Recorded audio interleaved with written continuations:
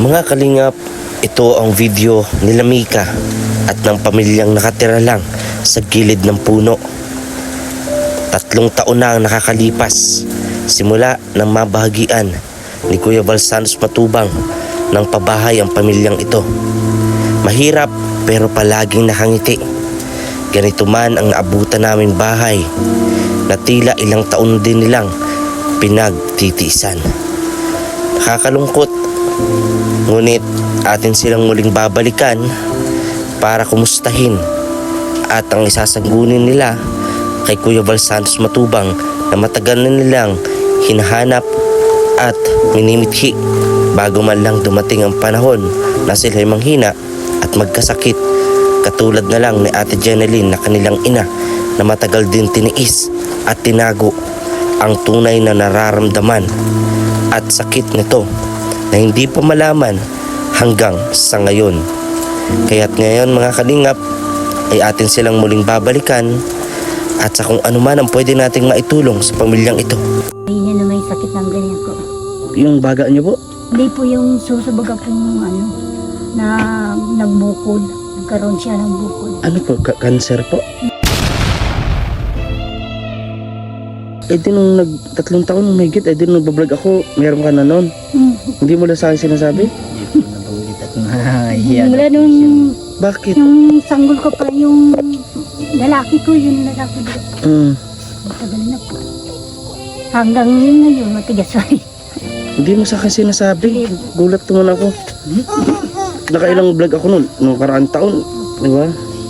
Ngayon mo lang sinabi sa akin na may bukod sa lupa, eh mayroon pala kayong mabigat pang inaano. Adi paano yan ate? Sumasakit siya. May gamot naman po. Wala. Paano lang? Ano lang ginagawa mo? Di, tinitiis mo lang? Minsan po ay tinatapalan na po.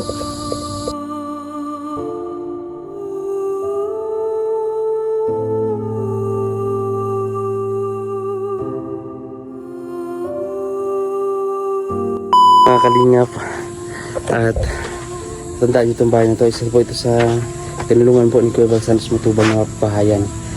So ayun, don't forget to like, share, comment, and subscribe na din sa ating YouTube channel. Uy, ito yung anak mo na kuya? Yung bunso? Yan na yan? Tao po, nakabisita tayo ulit sa kanya. Hello ate, kumusta ka na? Ito na yung bunso mo? Ito yung karga-karga mo dati? Siya po, kadalaw ka. Bless ka, bless. Kaya nga, oh bless. Hindi ako si Ninong ha, Santa Claus ako. Ninong nga ako eh. Sabi ko pumunta ka. Ninong! Ay, nagtabi niyo dyan. Kaya nga oh, kailang nakabisita. Ito yung lutuan niyo kuya. Nadaanan ko kasi si kuya eh. Diyan oh, sa ano sabi ko. Ay, nandito sakto, edi kausapin ko na din. So yun, kumusta pala kayo dito kuya? Okay din naman po. Okay naman po kasi. Okay naman po.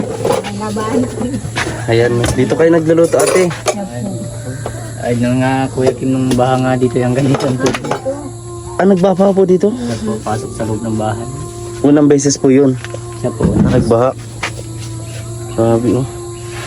At least na ano, na pangalagaan yung malinis pa rin yung bahay sa labas oh. Pero nilagyan nila ng extension mga kalingap po. Ang galing. Ayan. Ano kuya? Gusto nga sana po namin baguhin at ayos-ayusin pa eh. Para nawawala na akong ganat. Parang sako pa daw po ito ng mga hatian. Siya, nung hatian, hanggang ngayon kuya, di pa rin natatapos yung usapin na ganyan, yung sa Pinakiusap lupa. ko na po nung kay Kuya Bal nung pumunta po kami ng lahat mo. Ay, pumunta po kayo kay Pumayasang taon na. Mm. Ay di naman po, sabi ni Kuya Bal po, mapunta daw po siya. Siya lang mapunta dito, di naman po siya nagpunta. Kasi kung tatandaan niyo po mga kalingap, kuya, nung pumunta tayo dyan talagang mainit no. Kaya sabi ko mahirap yung ganitong usapin ng lupa. Kaya isang katulad nito, may vlog ko kayo ulit. Ang gagawin ko na lang yun na lang sa mga pagkain, ganyan na lang. Pero kung usapin sa lupa ate, mahirap. Mabuti si Kuya Val na lang patungkol dyan. Si Kuya Val na lang po ang yan, makipag-usap po sa inyo. no? Pwede ko nga po sabihin ulit o i-remind kasi baka nakalimutan lang, no? Kung nga sana Kuya Kim na ayusin yung bahay ay parang kinapanakot. Sabi nung kan, sakop pa niyan, pwede pa yung matanggal yan. Alin daw po? Ito daw po. Sakop pa daw po. Itong ano pong ito? Ano po yung kwarto po? CR? Ayun po. CR po ba yan? Ay, di po kang po yan. Sa may loob po yan. Ito po siya. Ito. So, yung nakausap po natin na matanda noon, wala na po. Wala na po. Medyo matagal na po. Mga nasa pa na yata. Itong buwan na yata po namatay. So, paano po yun? Kanina po yung sa kanya po yung lote, di ba? So, baka po madali ng Sabi nga po nung kapitan na dyan, Si bago Kaso. ng kapitan, si Kuya Bal daw po talaga ang makakonect. Yun ang nagbili ng lupa. Yun ang niyang makakatulong naman talaga niya sa inyo. Sa inyo ang niya ini-award. Hindi naman na niya kayo ang nagbili at yun ang nagbili. Kinilas ka, kinilas. Yun ang niyang makakakon dyan sa kasulatan ng lupa. Saka mayroon namang yung video ba? Yung katibayan na sa inyo naman talaga, nabili naman itong lupa. Di ba ate? Kumusta naman yung hanap buhay niyo ate? Naghahanap buhay pa kayo? Di ba kuya? Ay, sige-sige po at tatlo ng eskwela. Dalawang high school na po. Dalawang high school na. Kaya nga, kumusta naman po sila, Mika? Kumusta naman pag-aaral? Okay naman po, masisipag naman po ang pag-aaral. Very good. Ayan, meron po akong dala. Ay, bang po ko nga doon sa U-Box. Pang grocery. Ano niya po, kunting grocery. Pasensyahan niyo na kuya. Salamat po. Ngayon ka lang nagdalaw ko Kuya Kim ay. Kaya nga po ngayon ako nakapunta. Buti nakita ko si kuya. Katabi ko tamang tama. Kung nadapunta pa lang dyan kay Kapay, hindi mo na nada si Kuya Kim. Namimiss na ng mga bata. Kaya nga. Si Kuya Kim niya, hindi na nadaw. Nalaki na lang to. Oo nga, ang bilis lang. Ito po, bibi Wow, Ano sasabihin parang ka na mo? magsaing. Ano sasabihin mo? Ano sasabihin mo, natin. baby? Ano Salamat po sasabihin mo? Kuya Kim. Opo, Ano sasabihin mo? Thank you po. thank you po. Thank you. Ano? Thank you. Ito si Ninong Ninong Ivan. Ay, nahin mo kasi Ninong mo. Ninong. Ninong ka po. Si Kuya Jay. Pag-ano na, Di na. malapit na magpasko. No? Hindi tayo nagpunta ng binyag dyan ni Ninong ay. Kailan po? Noong August po. Anong August? Pista po. Tinitext ka po na ni Maika. Reprint mo yun. August ano po yun? August 10. August. August 10. Nasa hospital ako. Napano ka Ano po? Ay, po, may... Basta po, na aksidente. Ditong August 10. Lagi nakapost ka po nun ay. August 8. August 8, 9, 10 yan. Ayan no, mabuti naman po at kahit pa paano. Pero nung bagyo po, naglikas po kayo dito? Likas po ako nung... ito po dun sa pinalikas po ng Kaya bahay sino dyan na maga malaki. po kalakoy punching. Yung pong may Si, malaking tindahan dyan. kuya, dito na natira. Dito lang. Yung amahin ng babae. At baka talaga po dito nagbalik kami, pasok na sa loob. Naku, mabilis daw po ang pagtaas no. Pero dyan po kala Tatay Rapel, di naman po yata Hindi naman po. nagbabaha. Buti nga Kuya Kim, may higaan kami yung ginawa po dyan. Yung katri. Yung katri Marami kami. ginawa yata ng mga Nabasa ang katrabaho puro po. damit nitong nabasa isang Yung bag. mga libro ng mga bata, siya rin po, damay din. Hindi po, naitas ko. Naitaas po nito sa may itaas ng Joga. Yung damit lang ni Bibi ang nakababa. Di halos yung ibang po mga gamit, wala na. Pero ay ano pa naman po, ay salba yung iba. Ay, yung iba po na ikaw naman po yung iba. Saka mahirap po kapag baha, yung lalong-ilong pong ahas. Nakatakot nga dito Kuya Kim. Meron. Yan. Hanggang dito. So, 3 years na yata po simula po nung ma-reward po ito sa inyong pabahay ni Kuya Val po, no? 3 years. Hanggang ngayon po, mga kalingap ay iniisip pa rin nila.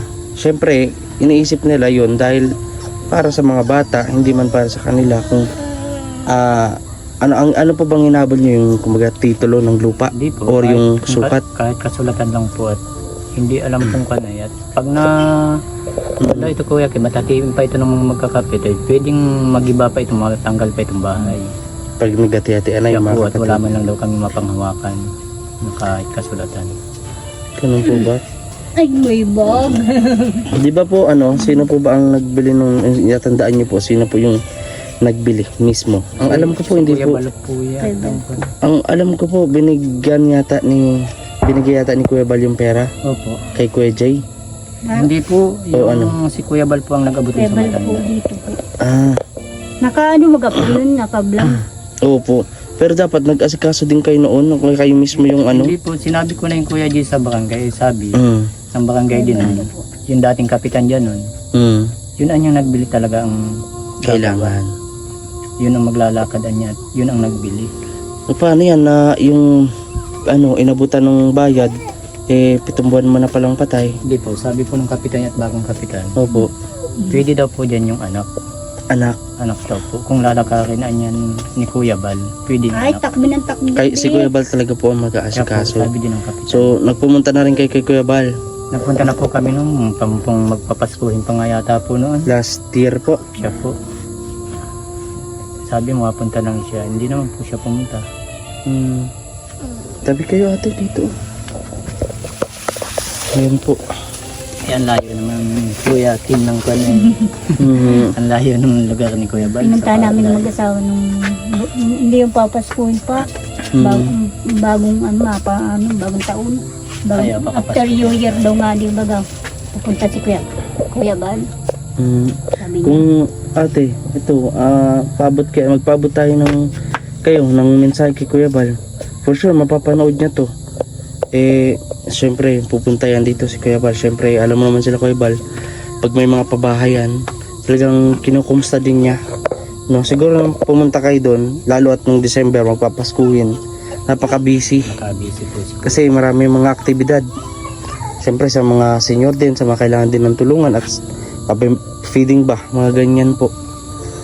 Pero subukan lang po natin Kuya. Ano pong masasabi niyo po para kay Kuya Bal? Panood niyo Kuya po Bal, ito. sana ngayong Pasko po, magawa niyo na ng kasulatan. Kahit yan sa barangay na lang. At, kung sa kun ay gusto kong ayusin sana po. Kaya lang, para nakakanak ko sa sinabi nung kana pwedeng mag-iba pa yan.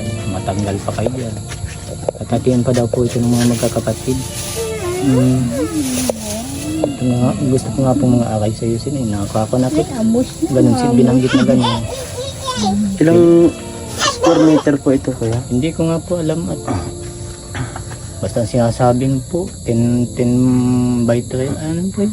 10 by 3 ay sabi ko si Kuya Bal lang makakakuha niya kung ilan talaga yan. Nabanggit po ng mga anak ang balak ng langani nun yan lang nga daw po natatayo Sa ano po? Walang space. Mahaba. Binakuha na nga po Kuya Bal din. Naalis nga po kayo doon sa dati yung tinitirhan, sa gilid ng puno, halos parang kulungan yata ng manok. Ito naman, isa sa pinoproblema ng mag-asawa noon pa ay itong patungkol po sa lupa. Yun. So, dito po sa vlog na to, kapag may time si Kuya Bal, siya na po mismo pupunta dito. Tiwala lang po. Magdasal lang po tayo. Sana po Siguro naman yung may-ari nito bago naman yung anuan bibigyan pa kayo ng panahon. At syempre, 'di ba? Magagawa niya ng paraan para di kayo mapalayas. O parang ganoon ang mangyayari. Kapag hinati itong bahay niyo o abutin niya ng hatian, parang ganoon din, papalayas din kayo. Kasi magiging maliit na masyado yung bahay niyo, ate. Pero itong na to, kasama pa ito. kasama pa po ito dun sa Itong tinayon nyo. Tinayang ko ng pampu at pag sa loob po magluluto kami ng kahit doon ang usok po. Oo, ma-suffocate to. Dito abot pa naman pala sa iyan po, yung mga tanim na yan. Hindi na po yan, iba na po may yan lang nga po ang space lang yan. Yan lang po ang tanim na. Yung dati pong dati pong pagtatrabaho nyo, yung lalako ng gulay ba yun? Opo. Hindi na po ako nagtatrabaho Kuya Tim. Yung buhay niya na may sakit ng ganyan ko. Yung baga nyo po? Hindi po yung susubaga pong na nagbukod. Nagkaroon siya ng bukod. Ano po, cancer po? Hindi po po, nabuwan daw po siya ng gatas. Hindi ko po alam, hindi ka po ko ng kapag. Kasi kapat, wala naman sa patong. Sapat lang dun sa mga bata ang kita nito sa pagkain. Kailan nyo lang po nalaman na may bukol po kayo? 3 taon na po, mahigit na. Eh di nung 3 taon may higit, eh di nung nagbablog ako, meron ka na nun. Hindi mo lang sa akin sinasabi? Hindi ko nabanggit at mahihiya. Mula nung Bakit? yung sanggol ko pa yung lalaki ko, yung lalaki ko po. Matagal na po. Hanggang ngayon, matigas pa rin. Hindi mo sa akin sinasabi. Gulat naman ako. Nakailang vlog ako nun, nung karaan taon. Di ba? Ngayon mo lang sinabi sa akin na may bukod sa lupa, eh mayroon pala kayong mabigat pang inaano. Adi pa, ano yan ate? Sumasakit siya. May gamot naman po. Wala. Paano lang? Ano lang ginagawa mo? Di, tinitiis mo lang? Minsan po ay tinatapalan na po. Tapal? Anong klaseng tapal po? Daon lang po. Yung kailan lang yata po nung naibula kayo sa kanya. Sa albularyo lang kayo po nag-ano? Sa center po, nagpatingin po ako sa center. Ay sabi na po sa doktor na daw po. Matigas po siya as in bukol talaga. Na ano po yan? Yung parang na-test ba? Na talagang nabuo yung gatas daw, ganun? Kung po, nagpatingin na po kung tayo kay bukol. Tapos ay libong hiningi natin, libong hiningi sa atin. Bukol ba talaga Hindi yun? naman nakakuha nito sa kwan. Sa center po. Palaki po siya ng palaki. Yung bukol. Pero- Hindi po nalaki, hindi po siya parang hindi naman po siya steady. Parang yung gatas lang po siya ng tigas at ayaw lang po na siya dididihan. Yung isa lang po ang dididihan niya, ayaw niya. Di kaya yung ano ba yun? Yung sis na Parang- tinatawag? Parang siya ay naduduwal na siya pag nakapadidin dyan. Sumasakit naman po ba? Bihira po. Bihira. Kapag sabi ng mga nung maglaga ako ng bagang granada na basta baka malis. Atis o ano ba yun? Granada po. Basta meron. Basta sa Mindanao ko narinig yun. Diyan po may ano dyan si ate Kulay green po ang bunga. Yung parang bayabas po ang isa. Yung baga po may gilid dyan no, kuya dyan. Hindi ako nahingi. Yung nasa tabing kalsada. Effective naman po. Hindi naman pong hindi rin namin. Pasabi ni gagamot ng ambularyo. Napalag ko daw ng yung bagang yung malapad na dahon. Humukuman. Ay di rin na naalis. Meron ka pala ating tinatagong karamdaman eh. Di mo lang sinasabi. Ba't di mo sa akin sinabi, kuya, di sana kahit pa paano. Ay, daw. May ano. Wala niya nakakaya kay kuya. Kailan po yung huling check-up nyo po? Wala po. Sabi nung doktor po, no, dalhin daw po sa kwan, Probinsya. patingnan sa probinsya. Ay kuminsan kapos naman po at maagap-baga po kuminsan dyan ang mga kwan, yung mga pila. Mahaba po ang pila. Dapat ay alas 5 ay nandun ka na. Ay hindi ka mang makakaalis ng umagat, may pasok yung mga Kuminsan po wala naman biyahe po dito kaagad ng yung mga jeep dyan. Sabi dyan ng center, ipagamot mo yung tabi, atit, bata pa yung mga anak mo. Sabi ko, Isang si Mika, ilang taon na po yun? 16 na po. 16 years old yun po ang panganay.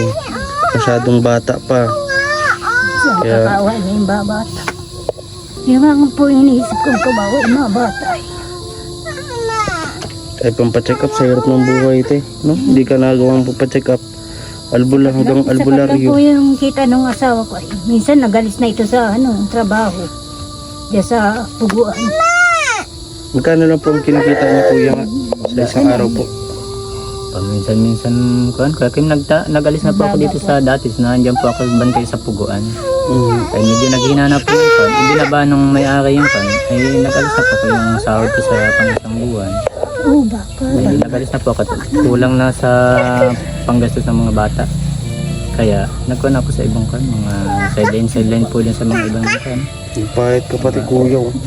Babat siya Gulat lang nga ako na ano eh. Gulat ako na ikaw na yan. Nagpayat siya. Nakaisip din siguro no. Yung mga bata ay dalawa na ay. Tulog, Dalawa ay nasa school. tulog, trabaho na siya. Hindi ba ako makatulog at ganyan po, may nararamdaman ako. Tang pagpantay lang muna sa mga batang maliliit, no? Kaalaga sa bahay. Ito makulit na itong batang tayo. Bi, Sana matulungan po natin sila ate. Kung pa-check up lang po mga kalingap. Pa-check up kung ano ba yung matagal na tinitiis. 3 taon na.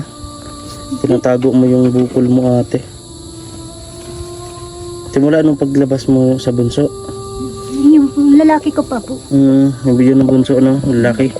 Yun, hindi na po yan nagdidi yung lalaki ko. Ano. Tapos nagdidi ito, ayaw na din. Nung baby pa siya. Yung isa lang ang inaanohan niya. Nagsusuporta sa kanya. Bakit ganun, oh? Ang hirap ng anong buhay natin. Tapos parang bibigyan pa tayo ng mga ganitong pagsubok. Tulad niyan, no? Sakit, no?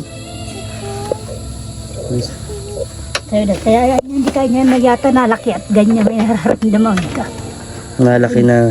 Nalaki po, nataba na gano'n. Tsaka, no? Ganyan pa rin yung katawan mo ate. Tapos nung pumunta ko sa ano, sabi na ipagabot, baka tatakot naman ako, baka opera.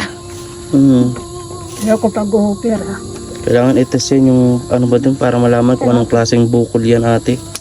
Pero bukod pa doon, hindi ka man yung wala kang iba pang naramdaman po, yung nahihilo, ang ganyan. Mababa po ang blood ng ano ko, ng dugo. Na Okay. 90. Okay. Para masang ka sana kuya kanina, papunta ka rin sana dito. Hindi, Tatrabaho tapos po na pa ako yan. yung Kuya Kim. Tapos na pa ako kung ko na hinto na sa trabaho. Kasi pag Trabaho kuya. yan ng Kuya Kimatan. No? Araw-araw ang eskwela ng mga bata, ayaw ang mag-absent. Masisipag. Kahit walang pamasay, nanalakad na lang. Kaya nga po, palamig ka. Magkasama na may magkapatid naglalakad. Pag Kaya hapon. sana po mga kalingap, no, matulungan naman po natin pamilya nila ate. Mabigyan natin ng ano, bigas, grocery at maipa-check up natin. Kasi napakabata pa ni ate. Ilang taon ka na ate? 38 po. 38. Ganun paraan mga kalingap ay talagang matutulungan natin. Kahit makapaano, magkagaan ba, no? Di!